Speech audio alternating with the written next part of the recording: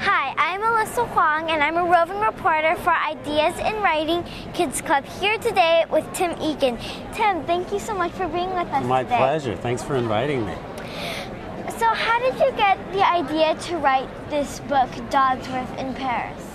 Well, the Dodsworth books come from a book that I wrote called The Pink Refrigerator, which features Dodsworth, this little mouse guy, and at the end of that book, he goes off on adventures, so I thought maybe I'll just keep writing books about his adventures.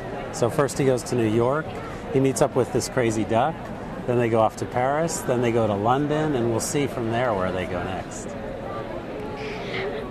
So can you tell me more about the character in this book, Dodsworth?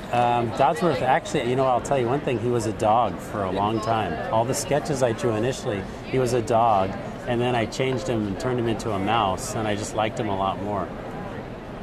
He owns a little thrift store in the initial book, but now he's just off on journeys.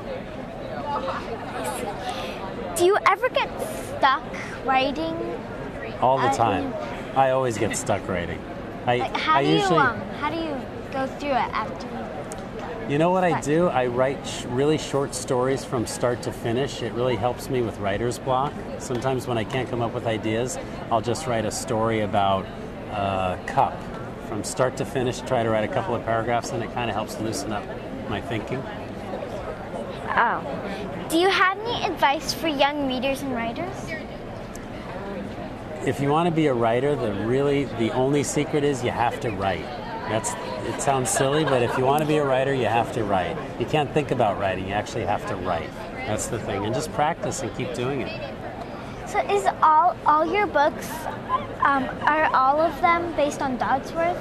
No, I've done 12 other picture books, and he's only featured in the last of my picture books. So I have a lot of different books that have hippos and pigs and cows and things like that. Dodsworth is now in 3 books. He'll be in 4 books next year. Thank you.